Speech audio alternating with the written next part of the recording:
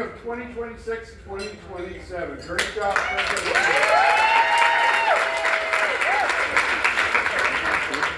So it's an honor to be here. I appreciate the trust that you put into me and all of our board members, which you see up here in front of you. And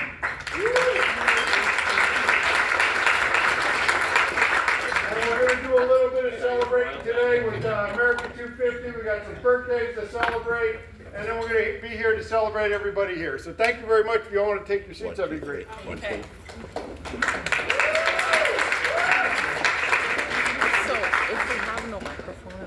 What's that? If we have no microphone, No, it's not working. I know, how do we do the announcements? Good question. People have to shout. I don't know. Okay. Yeah. Okay, well, should we do this? This isn't Let's working. bring the meeting to order. It was We didn't do anything. All right, welcome everybody. I'd You like didn't to plug invite into Kirk that, right? Alexander to No, come it didn't touch into our it. invocation. And when you talk, it moves. The volume's all the way Yeah, down. talk. Hello? There's no mic, I'll Test, stand test. out and try But to. it's not sending anything to speakers. So today I'm going to do something a little bit different. It's not going to be God is great, God is good, let's eat. I'm not going to do that. I'm going to do something that's a little bit different in a way that helps kind of define what the AI experience is and the human experience. And I figured if I did this, it would help you understand perhaps how it can be defined. This is what sends So it to the I speakers asked, here. I asked a couple of different AI services. This one's Gemini. Please compose a 30-second prayer to God in the spirit of Thomas Aquinas in praise to the glory of God's grace. And what I got is what I'm going to read to you. O eternal God, supreme truth and source of all being, I praise you for the radiant splendor of your grace, which does not destroy our nature, but perfects and elevates it. Out of your infinite goodness, you have poured your own life into our souls, drawing us beyond our mortal limits into union with your divine majesty. All glory to you, righteous Father, for this unmerited gift by which you guide our intellects to know you and move our wills to love you. May your grace ever sustain us, transforming our minds to behold your truth and our hearts to rest eternally in your glory. Amen. Amen. AI. Pretty good. Past President Kirk. Is David here? Yes, sir. Come on up, Past President David Thorson. You're going to lead us in a song.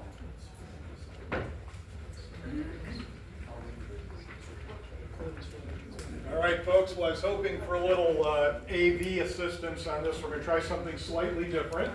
As a former naval aviator, I thought we would send him on his way.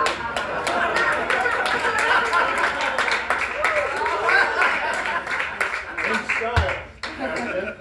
So we're going to sing Some brown boots. We're going to sing the Navy song. One verse in it here, all right? So I think everybody knows the tune, I hope. You're shaking your head like you don't know the tune. We'll see. So you're gonna have to help me a lot with this. Let's do it. Okay. So we're just gonna do the one verse that's on the page, all right? Here we go. 1, 2, 3. Anchors aweigh, my boys. Anchors aweigh. Farewell to foreign shores. We shall not break of day. Through our bring to the fold until we meet once more. Here's your wish you happy home.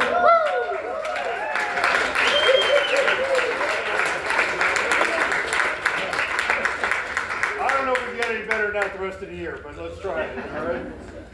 All right. Now to lead us in the pledge, our new 25 Club President, Saleha Ray. Thank you. Okay. Face the flag, please. Pledge allegiance to the flag of the United States of America and to the republic for which it stands, one nation, under God, indivisible, with liberty and justice for all. Okay, seats please.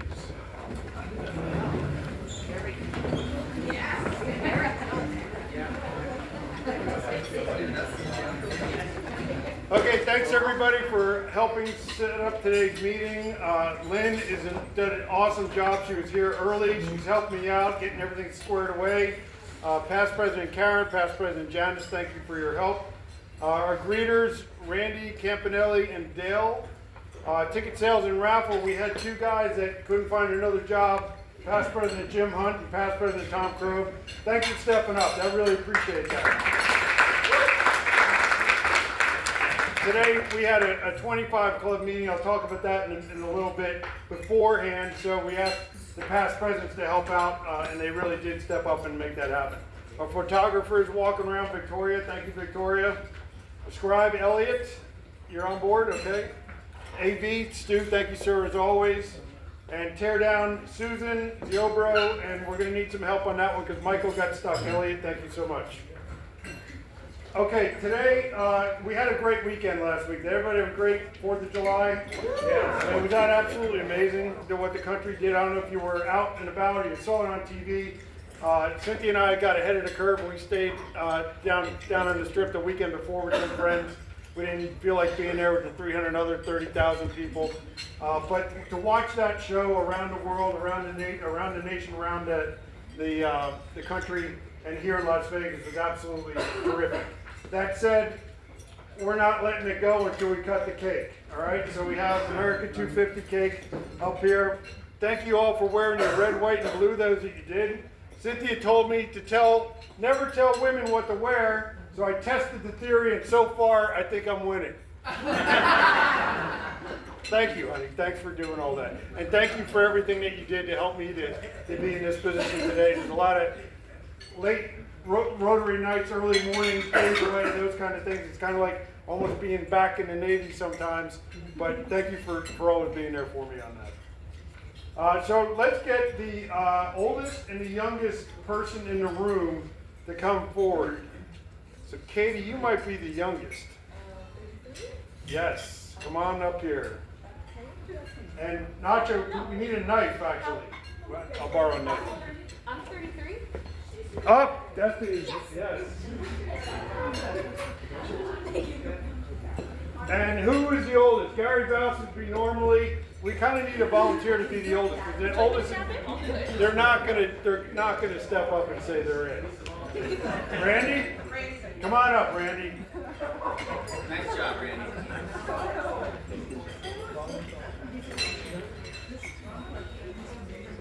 All right, so we're going to do an American 250 birthday song, but we also have a Rotary birthday table to talk about today. So we're going to go around the room. If you can stand up, say your name, how long you've been in Rotary, and where you're from. That'd be awesome. Hi everyone, I'm Erica. Good to see you. I've been in Rotary since I think March. And I already forgot what else I was supposed to say. Oh, from Portland, Oregon. Sorry, my birthday is the 31st, but I do celebrate the entire month of July. Yeah. President-elect Mike Cooney-Mott.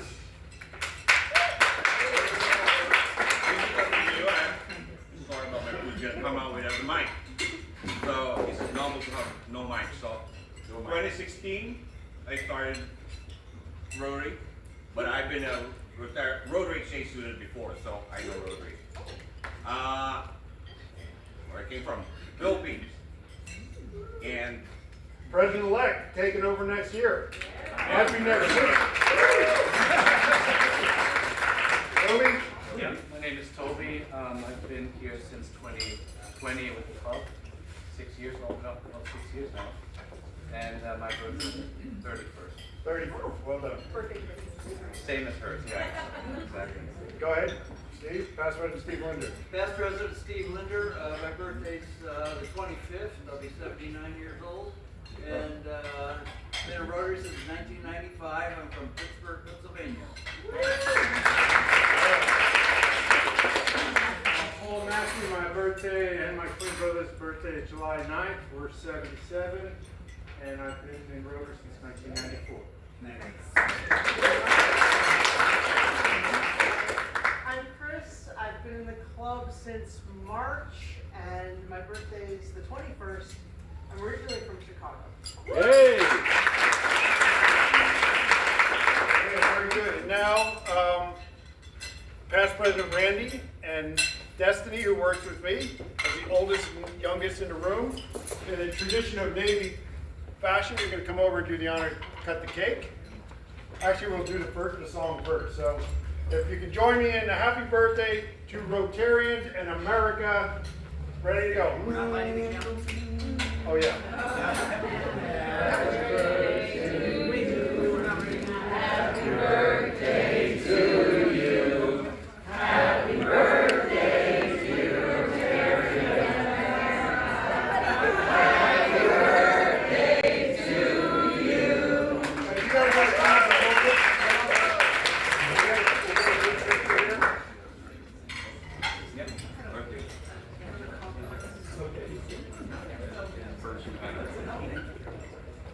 Steve loves to be in front of the cake, so come on in. Squeeze in, squeeze in. All right, very good. Everybody's looking at it. All right, who wants to do the honors? Cutting it? No, they're gonna cut it. Blowing it? Blow it out. There you go. Garrett, you're right there. Right there.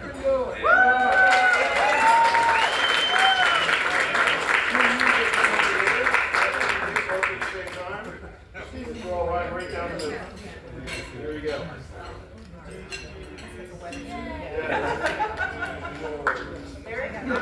All right, well done.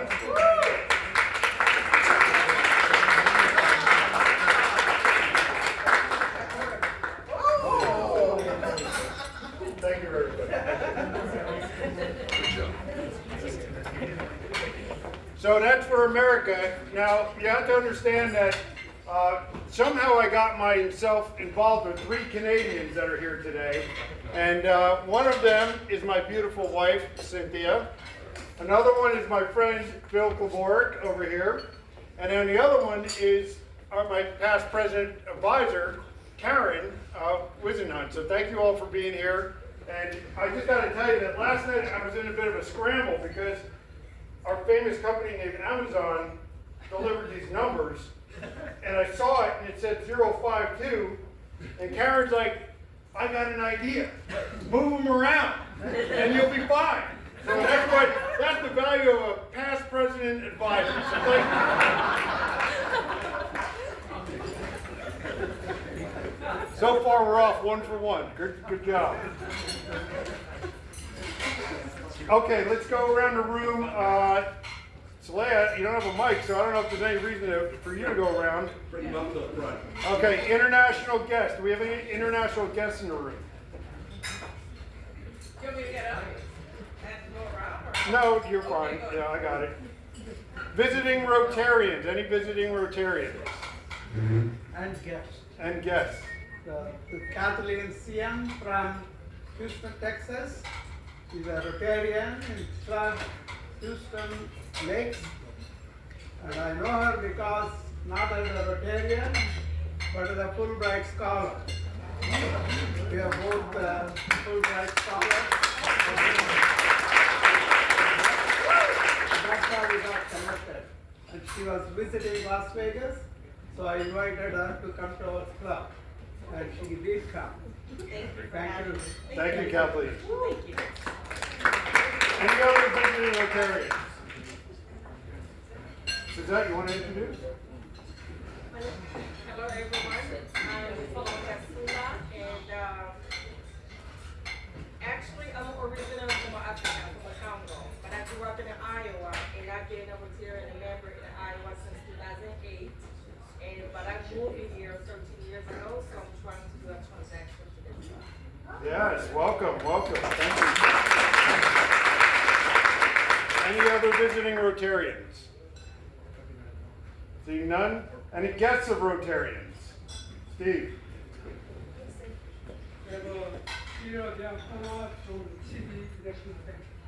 Okay, welcome. Kurt? My friend David from Las Vegas. Okay, very good. Antoinette? I have my friend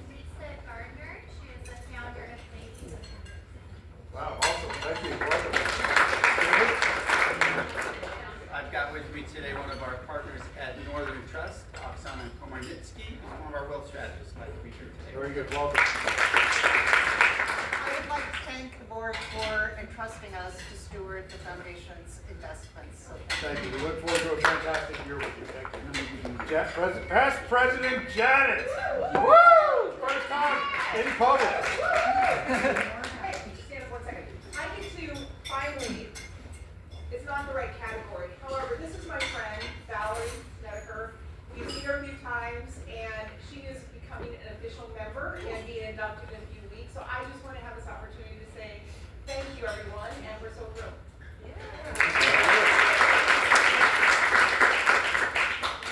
And Mr. Phil Kavorik, thank you, sir, for being here. Please stand up. Thank you, Greg. Yep. I'm a guest here, so blame him. Yeah. He's on his way to New Zealand on Saturday to see the All Blacks play the Irish. So good on you, man. And he just got back from where? Guam, right? Any guests of the club? Oh, Nancy, you have somebody? Well, she really is, should be known. She's a past president of this company. She's coming hopefully back to us. Woo!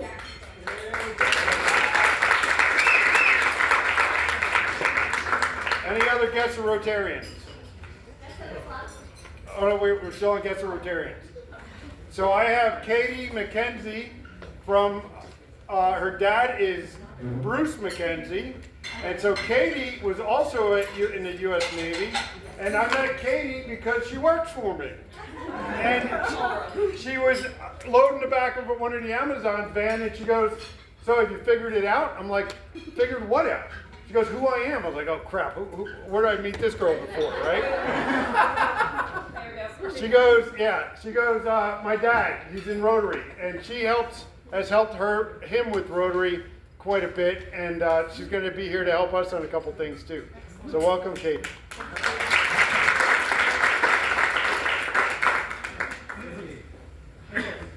We have John Richard, an IT specialist that's investigating. Very good. Welcome, John. It's a pleasure to be here, and I look forward to having John joining the club, right? Yes, very good. And we also have Miss Destiny Bradford. If you could stand up, please, to say hello. You might have seen Destiny before. She works with us also. So thank you, Destiny. And any guests of the club? Seeing none. Okay, thanks everybody for being here. Welcome to the 2026-27 Rotary year.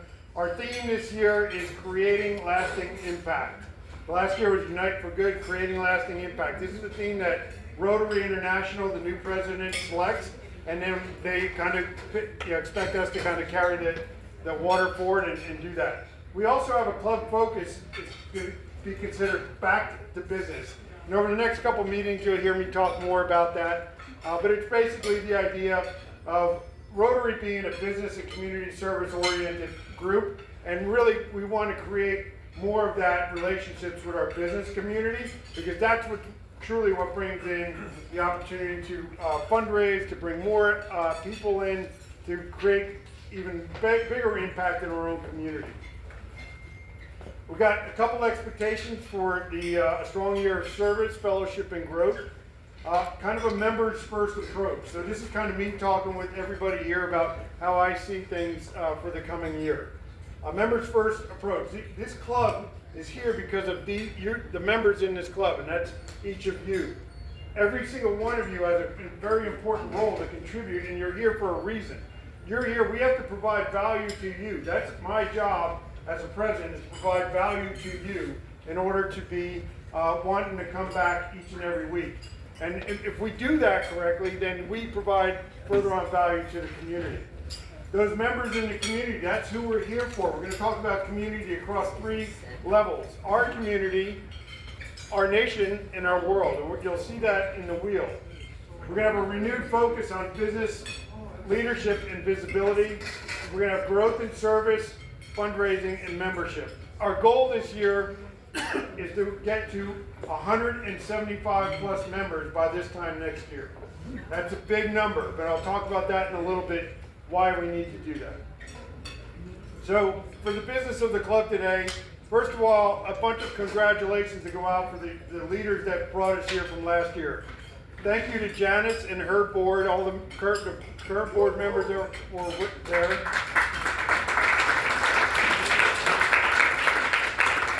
Melanie, David, and Nikki are all now retired from the board, so they're fully employable for whatever else that we need them to do. Right? I'm already hooked up. No, I got plenty of stuff for you guys. I got assignments already. Past President Tom Crow, thank you, sir, for all your past president, your past president representative to Janice. Thank you, sir. Well done. Rosalie Hedrick. So, wow, what can we say? Foundation president, thank you so much. And then, of course, our Rotarian of the Year. So, round of applause for that. So, with everybody that steps down, new people step in. And for the foundation board, we have Pete Samoulis is now our foundation president. Pete, if you could stand up, please, and be acknowledged. Past President Jim Cole, 7 years on the board. He is now retired, fully employable from the board. Thank you, Jim, for your service to the foundation. And congratulations to Ms. Carrie Groves for stepping in and being our next foundation trustee for the next 7 years. She's here with our husband, Chuck. Thank you, Chuck. So now I'd like to introduce our board members for 2026-27. If you, as I call your name, if you could come up to the front for your pinning. Susan Ziobro, Secretary, Special Projects Committee. Nancy Anderson, Rotary Foundation Committee. Larry Cohn and Andrew Thurlow, Membership Committee. Antoinette Monroe, Service Projects Community. Sean Sennett, Administration Committee. Sarah Thornton and Eric Schmoller for the Public Image Committee. And Todd Walter, Service Projects International Committee. And if I could get a couple past presidents to come up here and help me, so we're not here all day, that'd be awesome.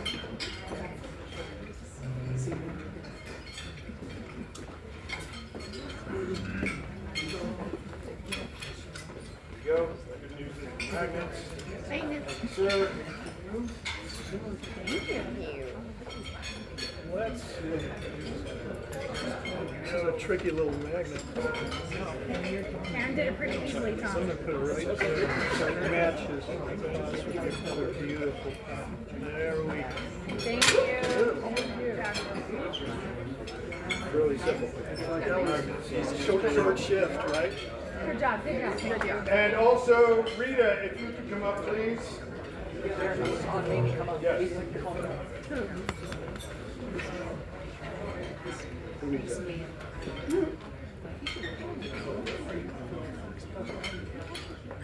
The group effort. Ladies and gentlemen, our 2025, 26, 27 board might come on up, please, also.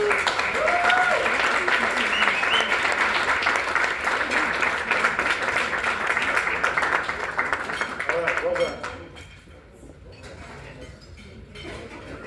David's giving you a high sign. He's done. He's good. Thank you all. Yes, you're done. Yeah. Unless you got a speech without a microphone. Yeah,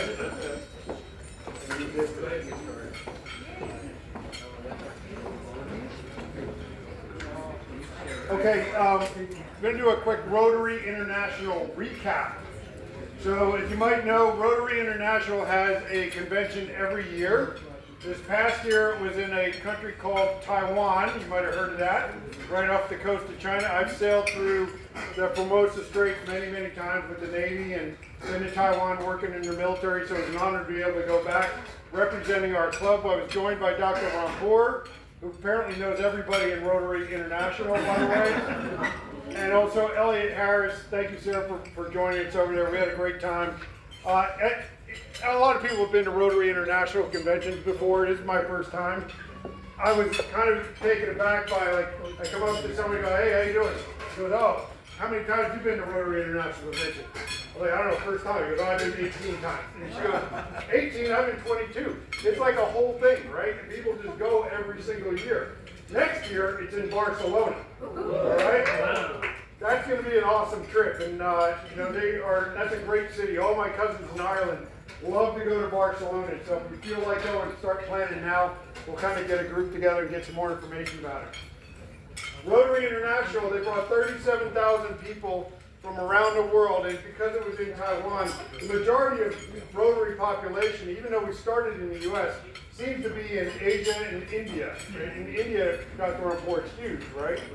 Yeah, and so it's very, that was a great location. So they had a lot more people, and you were there too, Kathleen, right? So you had more people there this year than in a long time. And it was impressive. I mean, the opening ceremony, there was 2 waves. There were so many people that couldn't fit everybody into the Taipei Dome. So it was wave 1, and then at 9:30 in the morning on Sunday, and then another one at, I think, 2, 3 o'clock, right? So when we got in there, it was full of Taiwanese, and they were very, very proud. They all had these flags. They're all waving them all over the place. Everybody was so excited to have Rotary International in Taiwan.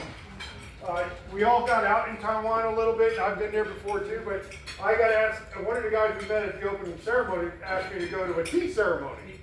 And I was like, okay, I've never been to it. Cynthia's daughter does tea ceremonies, but I met him I took the train over to a little area in town. And when you're in these foreign countries, it's really important to get out and do something what the local people do, right? So he brought me in there and we sat down at a table, just like we might go to a restaurant or a bar and sit there and talk to the people next to you. They do it at a little tea room. And it was a rectangular table. There was about eight people there. They had little thimbles of tea. And I was like, oh, this is pretty good. My parents were born in Ireland. They drank tea all their lives, right? But, so, you know, I was like, this is really cool. But after 3 hours of drinking thimbles of tea, right, I was kind of done, right? So he said, okay, we'll go to dinner. And so we went to dinner, we went to a little restaurant over there, and out came the main course, and I was like, what is this? And again, I've lived all over the world, seen a few things. It was fish skin soup. Fish, you like it? Yeah, good, the best. And when in Rome, right, do what you do. And so it was actually really good. So Rotary International, I just wanted to give you a kind of a little update about how that went. It was so impressive to meet so many people doing great things. There's a lot of this, a lot of people that go around patting themselves on the back for all the great work they do. But the most important thing, there's a lot of people that are actually going out there talking about the projects they're doing. They're doing it in Rwanda, they're doing it in Sudan, they're doing it in Asia, they're doing it in the Philippines. I heard a great brief about a Rotary Club of Makati that was doing working with an orphanage, and they were basically teaching AI programs to students. And at the end of it, they made a big AI video. And that's kind of, you know, there's different levels, right? And it's 7 areas of focus for Rotary, which we'll talk about here for a second. Now we're gonna really dig in. I guess what I'm here to tell you, my eyes were open going over to Rotary International, that we need to be a little bit more educated in what Rotary really is about and what Rotary people are doing all over the world. One of the, so there's 7 areas: peace building and conflict resolution, disease prevention and treatment, water sanitation and hygiene, basic education, literacy, community, economic development. And I had a chance to meet John Ducro, who is the president, CEO of Rotary International, which is based in Evanston, Illinois. And if you're ever get a chance to go there, they offer free tours. They actually bought a building, I think, in 1986, of which they lease out half of it. There's about 800 people that work for Rotary International. 800, right? That kind of, we don't get the scope of what and why. I don't get the feeling that it's overstaffed, by the way, right? I think everybody's doing a lot of great work over there. But one of the concerns John had, I went to a event with SOAR Ventures in Taipei 101. One of the concerns he has is this idea of declining membership, particularly declining membership in the USA, in Canada, and North America. So he encouraged us to go back to our clubs, particularly here in the US, and work on the membership piece. To that end, we're going to have 2 membership drives, dedicated membership drives this coming year, August 15th through October 15th, and another one from January 15th through March 15th. And what that means is, it doesn't mean that we're not going to recruit members at other times of the year, but if I go up to Randy, I go, hey Randy, we really got to get the membership up. You got 12 months, buddy, start now, right? He's gonna be like, okay, what do you want me to do? Let me go talk to the neighbor, let me go talk to this. But if we all kind of focus on two periods of time, and we put resources behind it, we have some funding in the budget this year for it, and then we marry that up to a social media campaign that Sarah's going to help us run, and then we have other people. We can't just depend on Andrew and Larry to recruit to do all these interviews, right?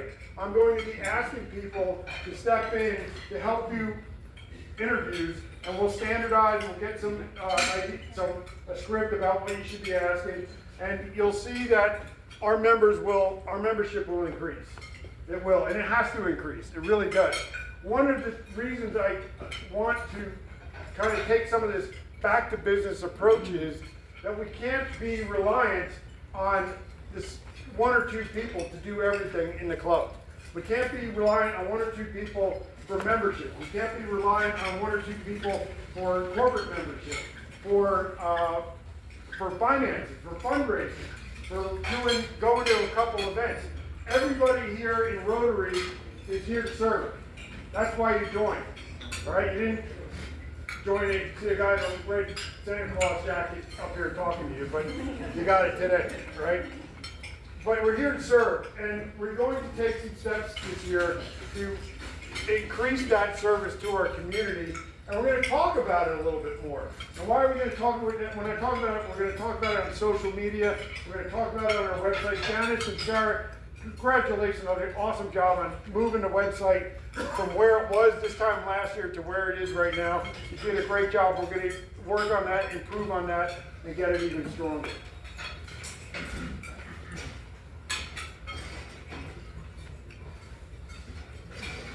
There.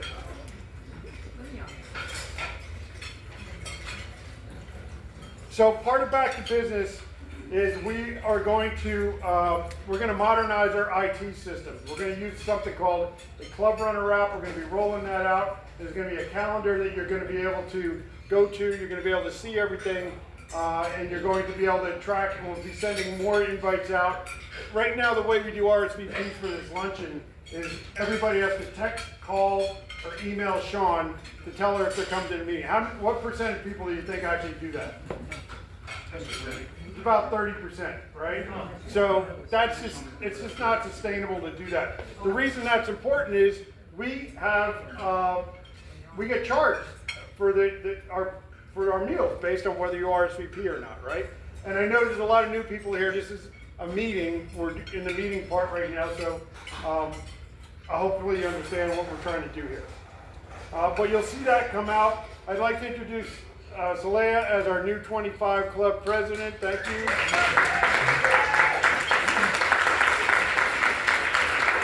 Yeah, nice job. And also past president Katie Crockett as a 25 Club advisor. Thank you very much.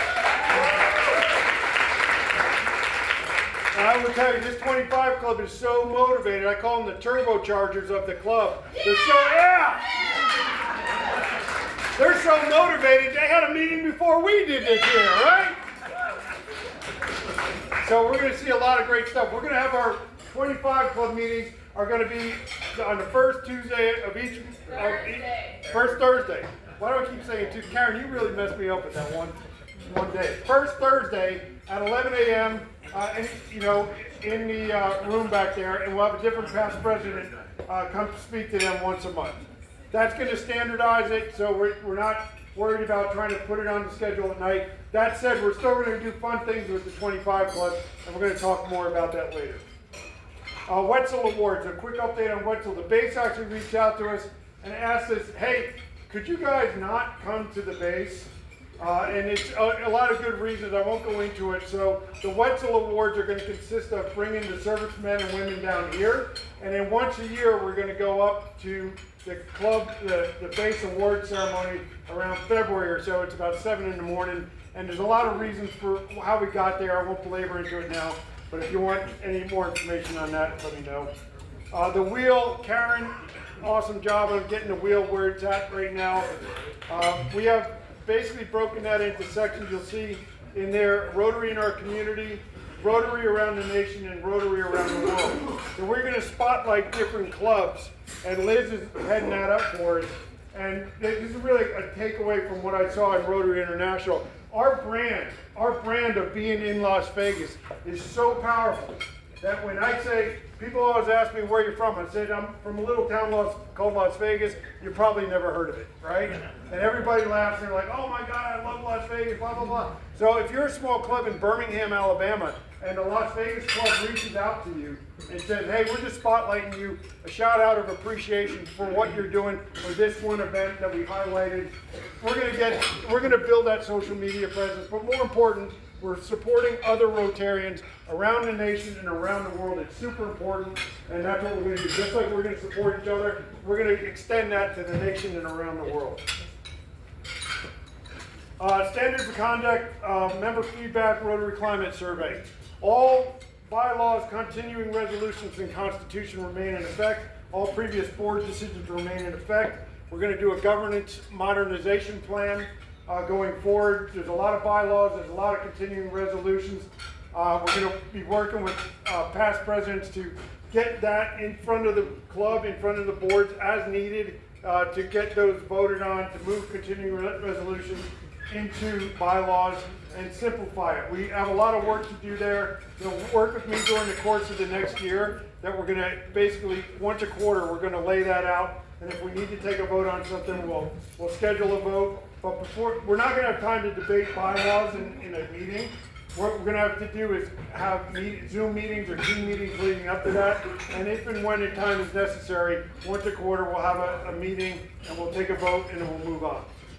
Again, any questions on that, come see me after the meeting. We live and die by the four-way test. Is it the truth? Is it fair to all concerned? Will it be good, build goodwill and better friendships? Will it be beneficial to all concerned? This is of the things we think, we say, we do. So the worst things that we can do is have problems internal to ourselves.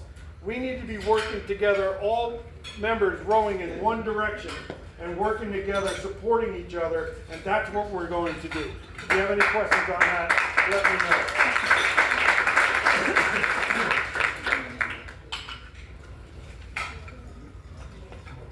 To that end, we're going to do a survey because it's important to get everybody's opinion. So look in the next week or two for an electronic survey on where we stand as a club on different topics. If you have any topics that you're curious about, text me, email me, we'll add it to the survey as long as it's in good form. And then we have a commitment to share the results with the club, and we'll brief them one day on the screen, and we'll kind of go over what we found. And then, based on what we found, we may take things in a new direction. So work with me on that. Participation in the survey is super, super important. If you don't participate, don't complain later on. All right? I don't want to hear it. All right? That's just the way it is. In the Navy, we had a command climate survey, and we used it to shape our direction of where we wanted to go, and where we were, and where we needed to go. And when we bring in 175 members this year, we're going to have to be all working in unison in order to make sure that we're bringing those new members in under that powerful turbocharger 25 club over there led by Saleha. Thank you. Yeah. All right, we have a couple announcements what we need to get to, and I've been talking for a while, so Mr. Past President Steve Linder, if you could start us off, please. Good afternoon. Okay, we're going to do the Salvation Army Feed the Homeless again this year. It's going to be Saturday, September 12th, so put that on your calendar. You sign up in the Green Book or online. Saturday, September 12th, the Salvation Army. And that's what are we doing? It's the Owens campus at Owens and Main Street. Okay, we're serving meals. Serving meals. That is awesome. Well done. Thank you, sir. Highway cleanup, Ms. Antoinette Monroe.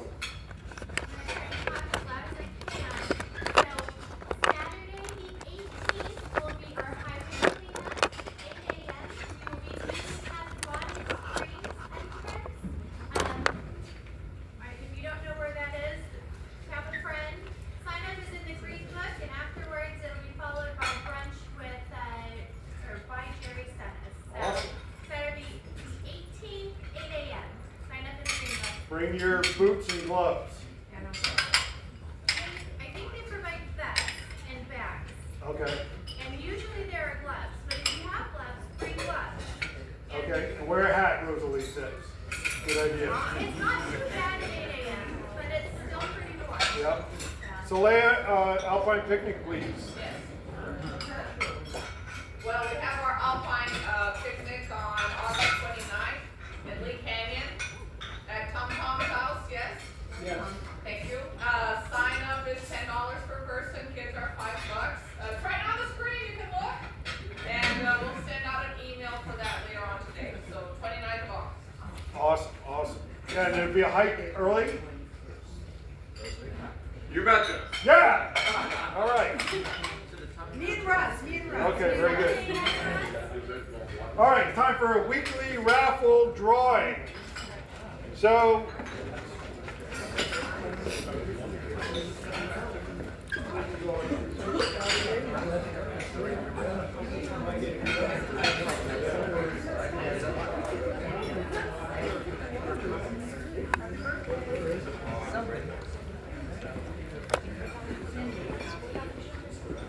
all right, first ticket for half the pot. The pot is up to $4,216.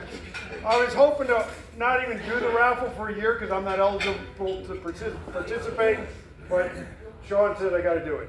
The number is 6220-919er. 6220-919er.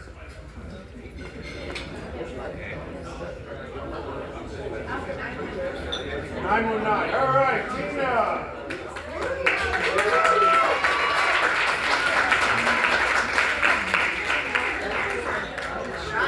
All right, the way it goes, way to go, Tina. Tina did our wheel last year. Another one that's fully employable for next year. So, Tina, pick a card. If it's a joker, you win half the pot.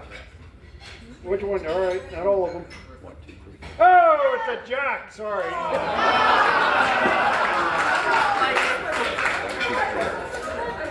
Testing 1, 2, 3. $10. 1, 2, 3, Throw that one away. 4, 5.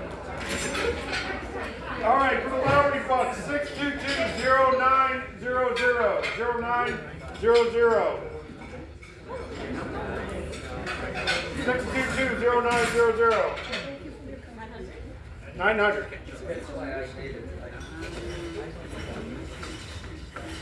Anyone? Bueller. Who? Going once? All right, Andrew's got it. Bought too many tickets, that's the problem.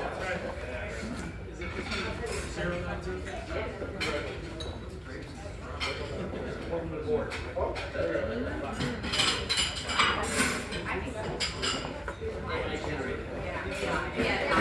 All right, so last thing, many of you may have remembered last year, this whole idea of surprise and delight. You had to go read the wheel and you had to go figure out what was going on. Well, we have one last surprise and delight, and it's for Janice. It was down here the whole time. So come on up and get your surprise and delight. Past President Janice. I got a surprise and delight for you.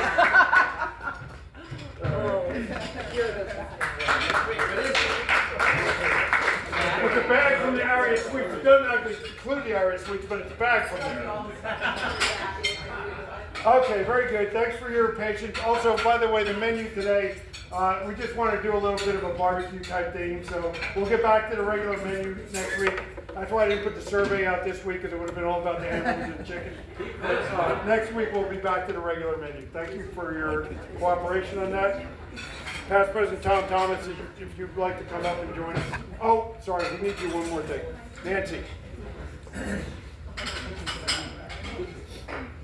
We have one Paul Harris award to issue.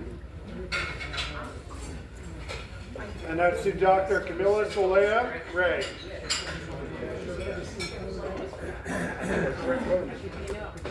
I take it we have to be really loud. That's for you. Okay, just really quick. I'll just read this real quick. Can everyone hear me okay? No. Want me to read it? No. Rotarians associate the name of a Paul Harris Fellow as a tribute to a person who has demonstrated the shared purpose and support for the educational and humanitarian objectives of the Rotary Foundation. This recognition is named after Rotary's founder, the late Paul Harris, a Chicago lawyer who started Rotary with 3 business associates in 1905.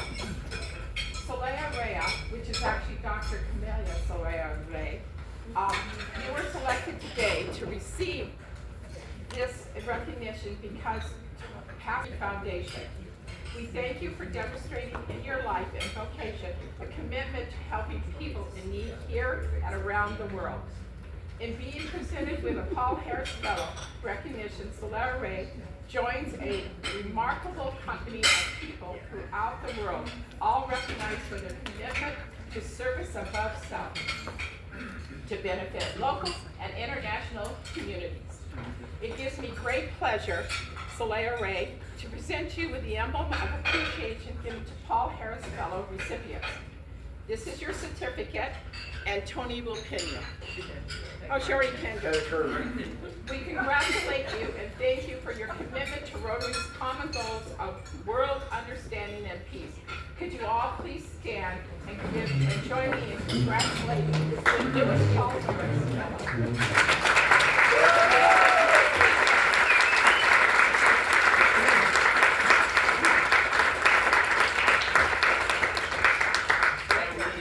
Congratulations. It's in Portuguese. Yes. Yeah, Portuguese. Yes, that's why we didn't use it. Okay, very good. Past President Tom Thomas, thank you, sir. All right. Fellow Rotarians, many of you have actually heard our speaker before, Wes Allen. He's past President Jim Cole's partner. And I've mentioned his name because I've quoted him on some things that he's shared with me over the years as an expert in the U.S. Constitution. He's with the Howard & Howard law firm and serves in intellectual property and constitutional rights. And just as a point of introduction, I want to mention something very personal to me. Many of you know I have an assignment in the Church of Jesus Christ of Latter-day Saints as a regional authority. And part of that assignment is to oversee all of our humanitarian efforts in Clark County, our civic engagement with government leaders, and also our efforts to work with other interfaith leaders on community problems.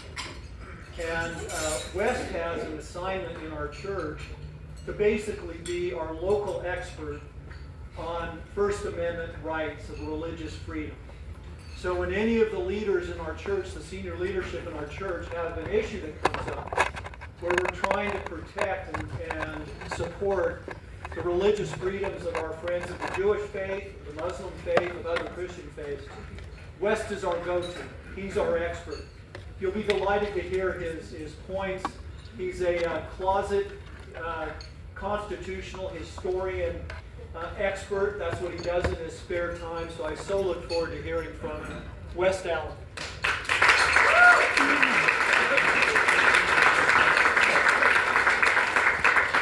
There you go. Oh, great. You have to really scream. Okay. So no microphone. Well, Lord, you're used to that, I suppose. I am pleased and honored to be here today with you. I know we don't have a lot of time. The topic we're going to discuss is of such import and merit that I wish we could spend the afternoon talking about it. All I can do is tell you to prepare your heart and your mind for what we're going to talk about, because it's a pretty weighty discussion, but I'm doing it to the right group. It really is an honor to be here with Nevada citizens who dedicate their lives to serving others, to doing more than just their own world, but to reach out to those in need. I am humbled by what you do, and it's a privilege to discuss with you today some of the things that you probably either have or will or should teach your children and your grandchildren, especially right now, because some of you I can see are old enough to remember what we did 50 years ago in embracing America and the celebration of America. We've been doing that all month, and so today I want to start with a brief history lesson to help us remember what happened 250 years ago right now, including today. We'll get to that. But this week, this month, this summer of 1776, and the one before that, 1775, 250 years later, do we know and understand what happened and what the lessons were? So as I talk, I whenever lawyers speak, and I know some of you in this room have paid a lot of money to hear lawyers tell you something, I'm always reminded of Justice Oliver Wendell Holmes Jr., who was a great jurist, and he was an advocate for free speech. And hearing a lot of lawyers talk, he said this, he said, lawyers spend a great deal of their time shoveling smoke. Now, if you think about that, it makes sense, because lawyers sometimes are required to talk about a lot of curious things and make arguments that the normal people here would say, well, I don't need that, I just need to know what's the right thing, tell me the truth, tell me what I'm supposed to do. So what I'm going to talk about today, I think you will see, these are some of the things that are most important that we can ever discuss. And if you haven't, I would encourage you to go home sometime this week and maybe watch episode 2 of John Adams. I think HBO, if you remember, about 10, 20 years ago, did the presentation of John Adams, the book, a great book that was written about 20 years ago. But that episode 2 about Independence Day is one of the greatest pieces of film I've seen that accurately, much accurate, talks about what happened 250 years ago this month. And it really is a month-long process. But what I want to talk about is things that honestly shouldn't be trifled with or taken lightly. They are, in a sense, holy type things. They're things that are definitely not smoke. So let me begin. Let's, when you talk about things of the Constitution, the Declaration of Independence, this nation, its birth, as we get to the sacrifices made. I grew up around Civil War battlefields, and you'll see that. This presentation is a piece of what I've talked about before, because I grew up next to right where the Civil War began, a place called Manassas, Virginia, and then I moved to Northwest Atlanta, where for all practical purposes the Civil War ended. As Sherman marched right through my old neighborhood, and eventually through Atlanta and onto the sea. But that was a long and hard summer of 1864, which I'll get to. And a lot of lessons as a young boy, I would go to battlefields and think, why did this happen? And I'll show you some pictures. But as I thought about it, I have searched and thought long and hard about why America is and what happened by people I will never know to make it so I am here. And I don't have a king, and I don't have an army in my backyard, and I don't have people telling me what I have to believe in and what I have to think. And we, so much as all of you know, we do take that for granted. And so when the Constitution was getting ready to be prepared, and more importantly, when the Declaration of Independence was signed, and at the end of his life, John Adams said this. And if you watch that show, you'll realize there was so much more given that we will never comprehend, so that we could all sit in this room and give service to others and believe what we would like to believe and pray to whatever and whoever we want to pray to, and to love and to have children and raise our family in freedom. And so what I'm really going to talk about today is the principle of freedom. And I really want us to convey, or try to convey to you, what that really is and how it taught me, or how I learned as a young boy walking through battlefields, what that meant. So, John Adams explained that I hope you will understand what it costs to have what you now have, and that you will make good use of it. So I'll start with the history. Just last year I was in Concord and Lexington, Massachusetts, and I was surprised that most of the United States didn't seem to make a big deal that it had been 250 years since this happened. So if you really want to do a quick history of what happened, I don't want to be a history lecturer, but this is a fascinating story. It's a great story. But you know about from when you were in school, you learned about the Stamp Act and the Tolerable Act and how rough it was in Boston. And you can watch films about how tough it was in Boston. But basically, Boston was getting very strong-willed about not wanting to have people tax their tea and control them. And so in 1775, after the Boston Tea Party and Samuel Adams and John Hancock, especially the rich merchant, were doing all kinds of mischief, the British Army decided that John Hancock, especially, and Samuel Adams were criminals, and they were going to go find them, and they were going to get a cache of arms. They were being hidden about 20 miles outside west of Boston. And so all night long, they marched to go get these criminals, and they were told that we're going to get these guys in the morning, we're going to take all their weapons they've been storing up, and we're going to take over basically Boston. And of course, that's the story you heard when you were a kid. Paul Revere rides his horse all night long. The British are coming, And so John Hancock and Samuel Adams escaped, but not before dawn on the day of April 18th, 1775, 700 British troops walked into Lexington, the big square, and they were met by 77 farmers and militia people who said no. Well, they stood face to face. And that is the infamous shot heard around the world, because nobody knows who shot first. What we do know is that a handful of patriots and a whole lot of handful, 11 or so British, fell. And the British, of course, there were 77 militiamen, 700 British, so the British kind of brushed it aside and kept going towards Concord.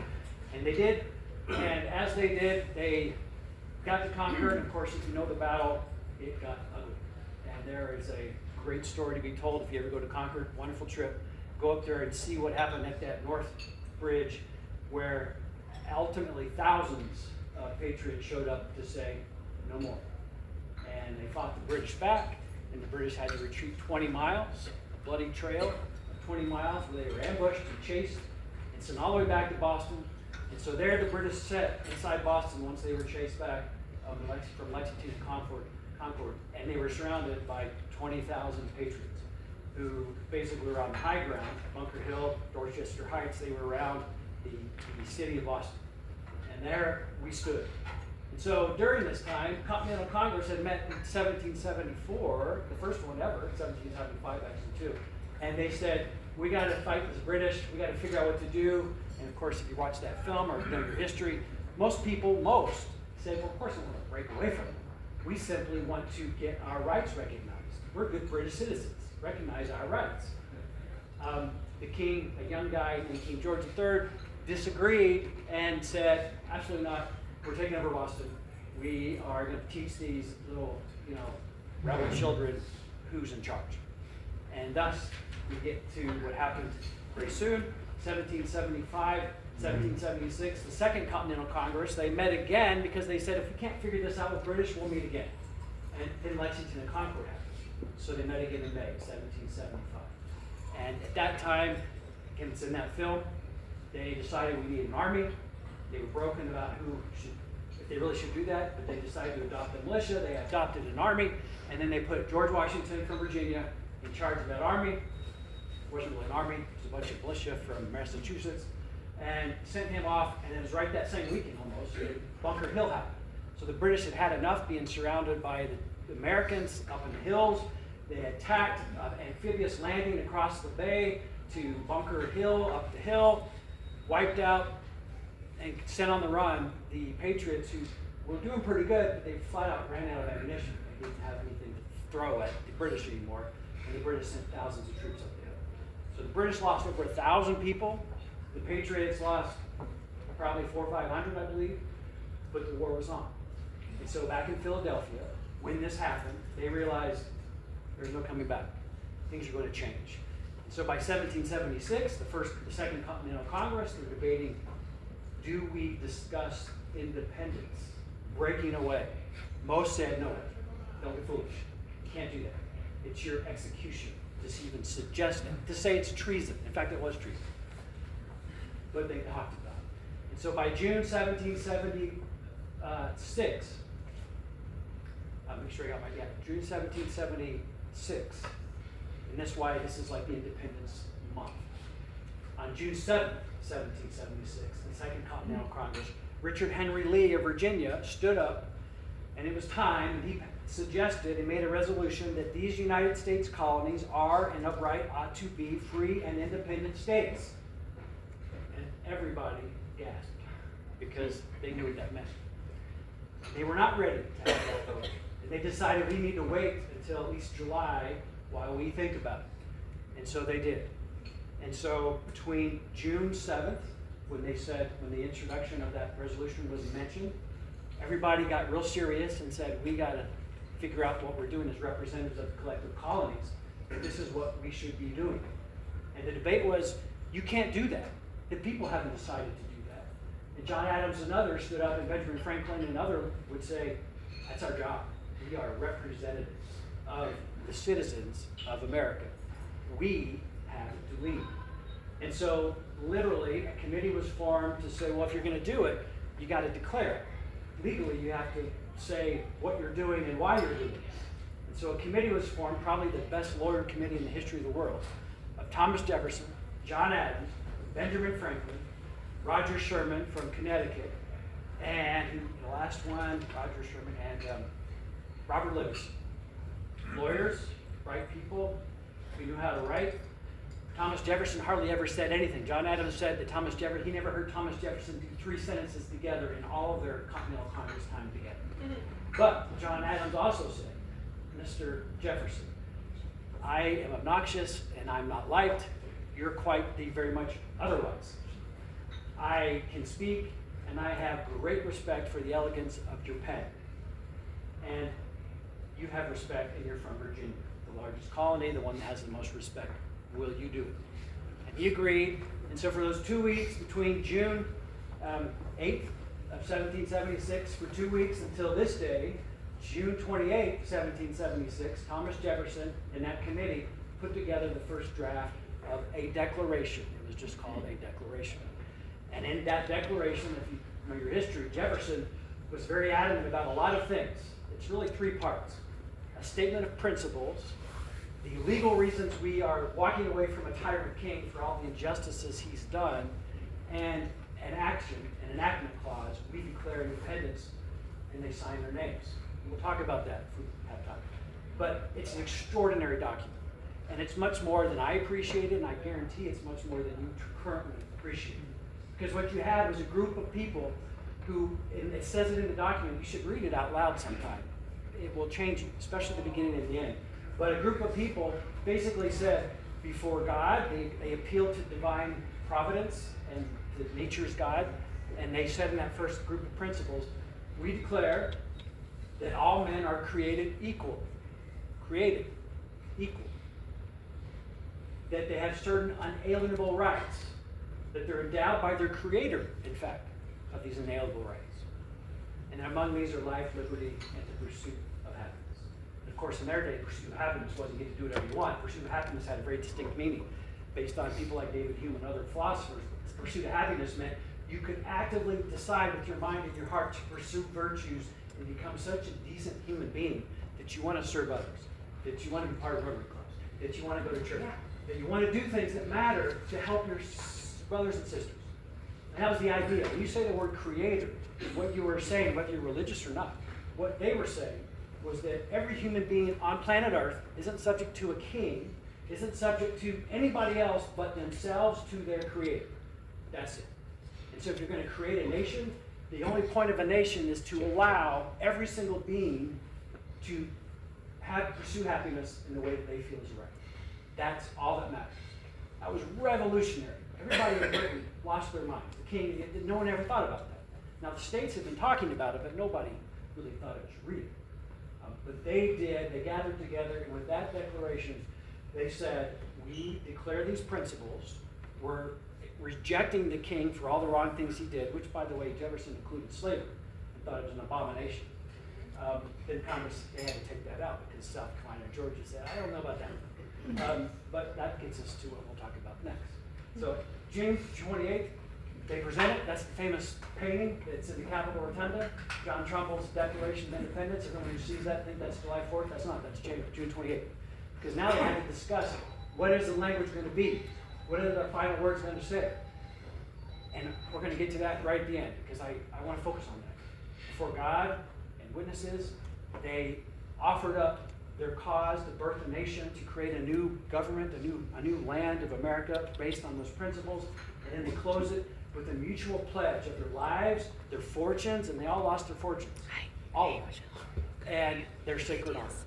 Basically, everything that they were, they put on an altar and said, we will give it for this new nation, and then they pleaded to the quote is, to the supreme judge of the world and divine providence for our undertaking. So I don't think you are religious or been married at a religious ceremony. When you have God and witnesses and you petition to God that you and your persons here with you will do this thing like a marriage, or in this case, a birth a nation, and you pledge your life, your honor, and your sacred honor, and your fortune, that's a compact or a covenant. In fact, what's really fascinating, if you look at the Mayflower Compact, that's what it's called, there was no government when the first Pilgrims came to the United States, so then just a new land. And so they created a compact, which literally, they were religious of course, but literally it was a deal between me, all of you, and God. Three-way deal. We pledged to each other, we pledged to the Creator, and we're going to have a new land, and this is going to be our new system. These leaders really did the same thing. In fact, when they declared independence, who governs? You had the states, but who's in charge? The document they created was an enactment of a new nation dedicated to the principles that everybody has a creator, everybody's endowed by that creator with certain inalienable rights, it makes us all equal. And the only reason we have governments is for that. Check 1, 2. Is to protect those rights and interests. That's the only reason we have government. And in fact, it goes on in the Declaration, of course, to say it's the consent of the governed that allows government. And if any government starts to not pursue the things that we say, that principle of freedom, then those people have a right to overthrow whatever powers above them and to start a new government that is the basis for their joy and their pursuit of happiness. That is a powerful idea. And that's what they were doing on that day. So they debated it for 2 days, actually for a few more days, and they got to the point of July 2nd, which is the day they voted on the resolution. July 2nd was the day John Adams thought would be Independence Day. He always thought it was. But in time, interestingly, him and Jefferson used to correspond, and he actually came to realize that July 4th was the day that mattered. Because July 4th was the day they made that compact. And they wrote it all out. And we'll get to when they signed their names. It wasn't on July 4th, but it did happen. Okay. So, July 7th. Oh, we got, fantastic. All right, you know what, I just realized we're not going to get even close to what we got to talk about, so I'm going to skip ahead. But let me just finish the history of this. That seems real wow. Okay. So July 2nd, by the way, so this is why it's Independence Month. We celebrate Independence Month. July 2nd, they voted on the resolution. By July 4th, those 2 days, they discussed the wording of the Declaration of the Compact. On July 4th, they agreed to the final language. They literally had what Jefferson did and all the things that they changed on the table. They agreed to it, they voted on it that evening, that night, all night long. A guy named John Dunlap in Massachusetts printed exactly just like you did old books. You want letter by letter, you put it together and you make it like a newspaper. And so some of you have seen the old John Dunlap copies of the Declaration of Independence. It was just printed. You didn't have any names, except printed was the name of John Hancock, President, Charles Thomas Thompson, the secretary. It's at the bottom. And that was the only names anybody knew who, there wasn't any signing at the time. And so that went out. Everybody read it. The first reading was July 8th in Philadelphia behind the Independence Hall. The next big reading was right here. Too far. It was right here. I love this painting. It's a pretty new painting. George Washington, of course, was in Boston doing what he was asked to do a year ahead before that. And he found it to be so significant what had occurred that he gathered all the troops, an official assembly, captain would have assembled all the troops, and had it read out loud to each of them. So they understood they're not just fighting because they don't like taxes, they're fighting for freedom and a new nation. In fact, it has now been declared that there is a new nation. So on July 9th, today, 250 years ago, George Washington, for the first time, read the Declaration to all his troops. And they were so excited, they did that. If you go to New York, you can still go to this park. They were so excited and angry that they tore down the 4,000 equestrian statue of King George III on his horse. They pulled it down, they destroyed it. Arguably, they were going to send that, well, it doesn't matter all the details, but it's an interesting story. But what ultimately happened to that 4,000 metal lead statue is it became bullets. They melted it down so that they could shoot the British with the British statue. These stories are so good you can't make them up. Well, so we have the history of that era that's your American history, gets you up to the Revolution. Yorktown, George Washington, all miracles. In fact, sometimes you hear the word America's founding is a miracle. The reason that is used is because I looked it up. George Washington, Benjamin Franklin, John Adams, Thomas Jefferson, James Madison, and many others, that is the word they used. They didn't know how to explain it to people other than to use that word. And if you were George Washington, and if you know even a few of the stories, every time George Washington either didn't lose profoundly or did something extraordinary to win, you can't even get your head around what had to happen for that to occur. Because it was storms, it was winds, it was even when they left Boston. The only reason the British left Boston is because they got guns in Dorchester Heights, big cannons, and they did it overnight during a big storm, and nobody figured that they could get those cannons and get around Boston like that, but it was overnight during a storm. When George Washington went to attack the British, his first main, we're out of time, right? We're getting close. Yeah, when he was attacking and to go across to New York, he should have lost the entire army. He was trapped. He made a mistake, and he couldn't get back across the harbor to New York City from Long Island. And the only reason they escaped is because there was literally a fog that fell, and they couldn't see that George Washington was leaving. And the only reason that they weren't intercepted by the troops coming up through the ships up the harbor was because there was some reason such a powerful wind, it blew the opposite direction and kept the British from cutting off and completely trapping George Washington and his whole army. Wow. Did we ever talk about that? Probably not. It's in the book 1776, so read that book. But can I end with one thing? This is a pretty important one. I didn't get to anything that mattered, but but let me say this about the Declaration and the Constitution and the relationship between those two. So what I didn't get to do is share with you these Civil War battlefields. I will show this quote because I started thinking about the Civil War and the Constitution. I lived in New York when I was really little, and this quote by George Washington always stirred me. And it was because he gave it when they were doing the Constitution. He literally said that he thought they would fail. Everybody thought they would fail. There was no hope for them to create a new government because nobody would agree. And he said this, and when it was explained how and when he said this, it was Gouverneur Morris, his friend, who at George Washington's funeral said, in a very powerful story, that when all was lost, George Washington looked, as he said, as if looking into futurity, and said, "Let us raise the standard to which the honest and the wise can repair. The event is in the hand of God."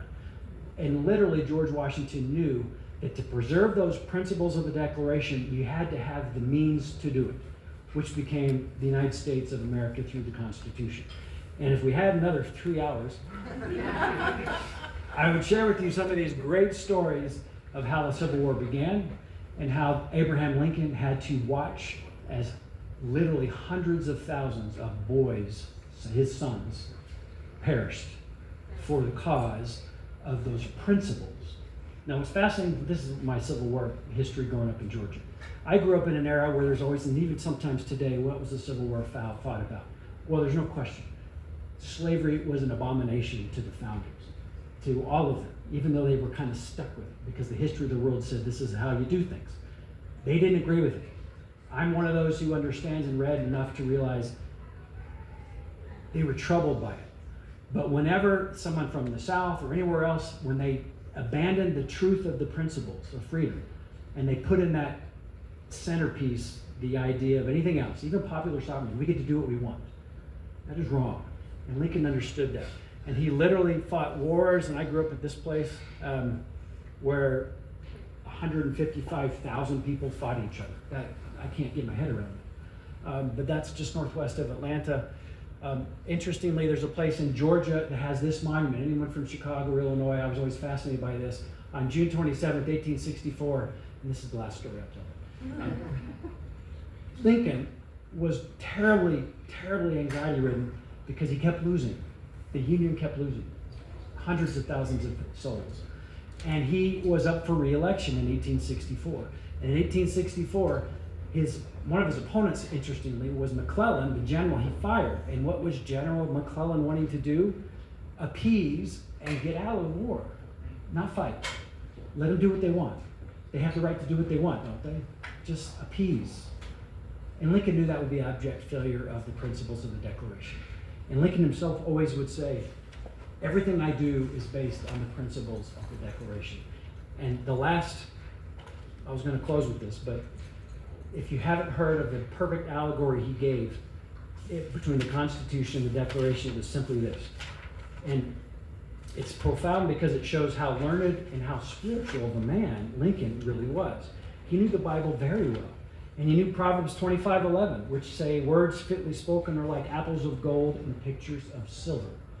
And he took that allegory, or that metaphor, and he said, the principles of freedom, of liberty to all is the apple of gold, and it is framed by pure picture of silver, the Constitution. So the principle is the gold. You make it possible by a pure and beautiful frame of the Constitution. You can't have one without the other. The latter adorns and protects and preserves the former.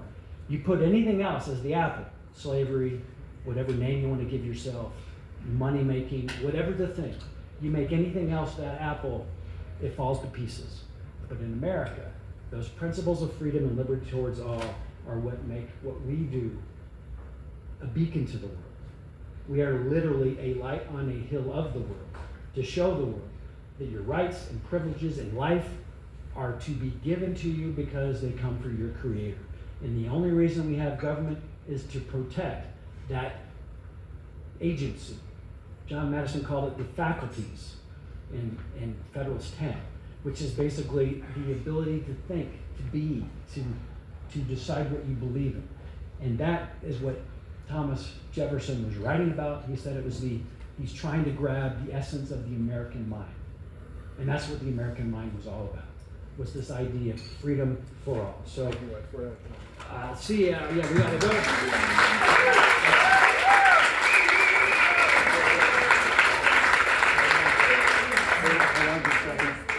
Fascinating story. I mean, we have 249 years and 355 days left to catch up on, it sounds like. Wes, we have this award for you, Club Service Award. In honor of your speaking today, we're going to make a donation to the Ronald McDonald House here in Las Vegas for helping needy family and children. I also have a coin for you, 250. You got to shake hands. That's how good. Challenge coin. Very good. Thank you. Yes, sir. Thank you all for being here today in your first meeting. We're going to end it this way at each meeting. It's going to be very simple. I'm going to say, you want to be here. You're going to respond, I need to be here. I'm going to say, I feel the need, and you're going to say, for rotary speed. All right, ready? The need for rotary speed. So we'll work through it on the first one. You want to be here. I need to be here. I feel the need. The need for rotary speed. Meeting adjourned.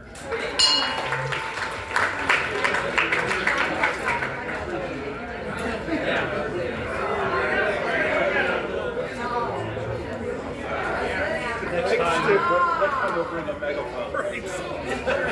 It never failed. It never failed. I saw the new speaker and was like, man, what is an impressive setup, you know? Yeah, meanwhile, and then I didn't even think it as a DJ. I should have thought about it. Good job. What time do we end? I have a portable one at home. I put it on. Stripes go down to the line. Yeah, I didn't set it up. But I know. Good point. I try to get whoever does the setup. Yeah. Thank you. Well done. You got any parking? Yeah. You got a couple of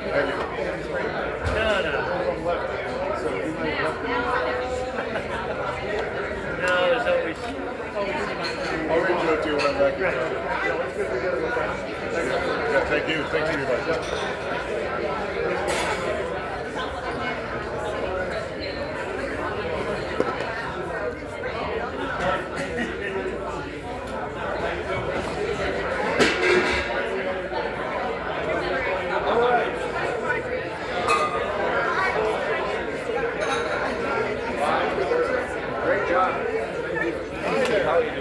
Good. It looks like we have an entirely new setup here, right? What's that? It looks like a different setup than what we used to have. It's I don't know what they're doing there. Looks like they didn't know either. It's got a whole different